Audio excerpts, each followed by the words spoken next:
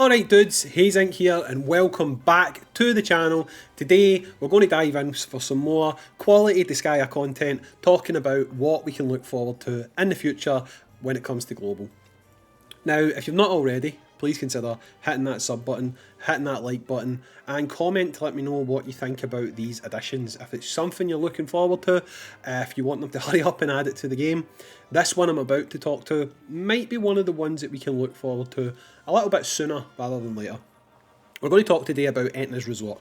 You may have seen other people talking about that, but I'm going to go in and I'm going to show you it and show you what it looks like and try to give you an idea of what you're doing in there, okay? So first off, to get access to Etna's Resort, it's not just a matter of it's open for you. You need to complete some missions, okay? And round about where you can see me tapping on screen, there'll be a mission board, okay? And it's all item world missions. Things like complete a legendary item to floor 100, capture specific types of innocents. Once you've completed all of them, you'll get a pop-up telling you that Etna's Resort is available. And you access it from here, and you'll notice that this menu is a lot more packed on JP, so this is all things we can look forward to. And the one on the top left is Etna's Resort. Now, I did actually load into this a couple of minutes ago and I had my microphone on mute, so you won't get all the tutorials popping up, but to be honest, it makes it a bit easier for me to explain to you exactly what's going on. Now obviously I can't read Japanese, but one of the mods on the Disgaea for Discord actually has sent me a handy translation guide. It's Ragoni. You may have seen me using his Asagi a few times doing my JP runs, so big shout out to Ragoni for these translations because they actually help understand things quite a lot. So in Etna's Resort, the thing that we're looking at just now is Etna's Throne. I'll just explain to you what these things are. On the left hand side, the thing you can see is donate innocence, and that'll give you points. If you feed points to Etna, Etna's resort level rises, and by getting her resort level to rise, you get access to more things you can do within Etna's resort. On the other side, it's donate weapons. These are maxed out weapons that you need to donate. To get this to level 2, I gave her 5 rare innocents and I gave her 2 legendary weapons and 1 common weapon, and that was enough points for me to access Etna's resort level 2, which is required to unlock everything. If you look at the rest of the things here, at the bottom left you've got resort level requirements, in the middle, the green buttons, you've got donation rewards, and on the right hand side you've got personal offerings. These are like your rewards and things that you can aim for within Etna's Resort. Now with regards to the levelling system, when you hit rank 2 you unlock all the facilities in the resort. When you hit rank 3 you auto subdue innocents in the item world. When you hit rank 4, you get innocent breeding. When you hit rank 5, it's innocent monster change. Rank 6 is more request board missions. Rank 7 is more slots in the item daycare. And rank 8 is more request board missions. So obviously it's in your best interests to be kind to Etna and give her lots of stuff. The more stuff you give her, the more stuff you're going to be able to do within the game. Now, as I got to rank 2, I can show you what these different things look like, and I'll explain to you what they do rather than actually doing them, okay? So in the first one, we have the Prinny Workshop, okay? So in the Prinny Workshop, you increase the stats of your items by increasing their rarity. The higher the rarity, the higher the stats. When you hit a threshold, the item will change from common to rare, rare to legendary. The thresholds are rare starts at 40, so if you've got a rank 39 item that you've got from the item world, you can level that up 1 rank and it will become a rare. Obviously that carries over to legendary, but it starts at 70, so if you've got a lot of items that are quite close to that cap, it might be a good idea to keep them because it won't take you too long for you to level them up and get them to the next rarity rank, which is obviously going to be really good for you with regards to stats. You can basically make commons into rares, rares into legendaries, but it can take a lot of work. So when you're grinding, just now keep an eye on your rarity levels, because if it's close to the threshold, then I'd say lock it up, keep it, and that's one you could potentially look at raising the rarity level of later on. So the one on the left, that is raise rarity. The one on the right, that is increase the population for your innocence, so you can put more innocence onto an item, which will obviously make things a bit better for you as well. Now, the next one we're going to look at is going to be this one here, which is the Innocent Ranch, okay? Now, in the Innocent Ranch, basically you use a caretaker, which you'll get from donating innocence and completing daily request board missions. You can use this to rank up your innocence. Now, basically what that means is if you go in here, I don't know how many I've got just now, but we've got HP, nope. Right, I've got speed innocence, right? I'll actually show you here, hopefully I've got enough to do this. So we'll go with the speed, okay.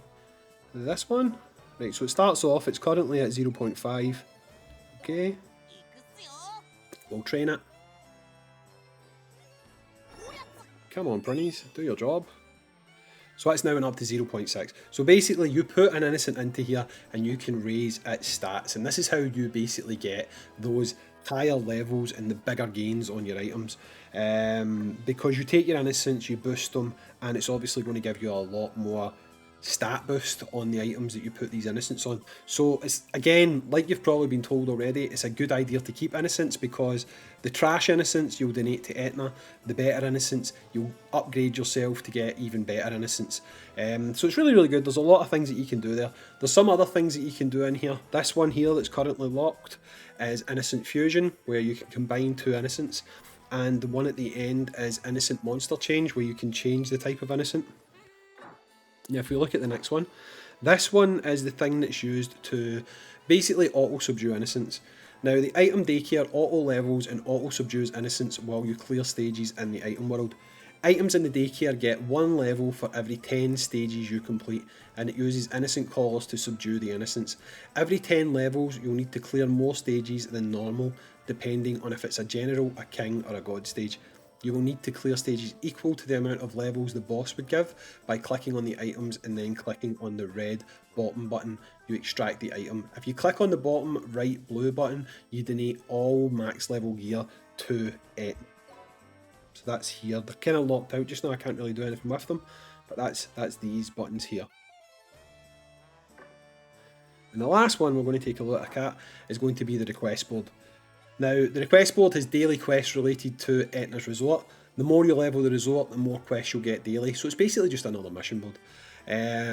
One of the missions requires specific weapon types to be donated 3 times. The request that requires a specific innocent type cannot be completed using special innocents like Diana or Sicily.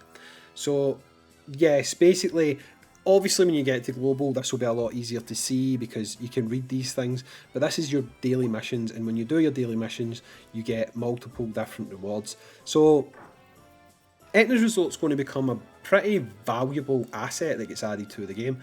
It's going to give us a lot of additional things that we can do, a lot of things that we can have fun with, but it's also going to improve our gameplay experience because it's going to make us stronger, and you know how it is with Disgaea, you just want to be stronger constantly so that you can challenge new things and just get better in the game basically. But yeah, that's a quick overview of what we can do. I've got one weapon here, let's see if we can do anything with that. So wait, what's that just now? I think that's rarity 48. So if we boost that with a prinny, it should put it up to 49 I think. I think it's one at a time. It puts it up to 49, yeah. And can I also raise its population just for the fun of it?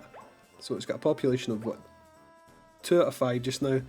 Yeah, I don't have the means to do it just now, but you can see yourself there, that's how you go in and you do that. So yeah, it's fairly straightforward. We will get this soon on global. Strictly speaking, I don't know how soon is soon. It could be a couple of months. I think this comes with the summer event. So if they do launch the summer event on time in global, it's actually not far away at all, and this is definitely something that we can work towards each day. So all your item world grinding isn't for nothing. Basically use the things that I've spoke about today to lock up items that you know you want to keep, to level up, to make them stronger, lock up the other items that you want to give to Etna.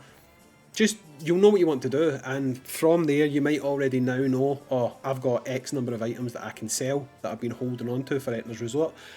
Again, just keep the stuff that you think will be valuable to Etna and the stuff that's going to be good for you to level. But really that's it guys, that's our first proper look at Etna's Resort.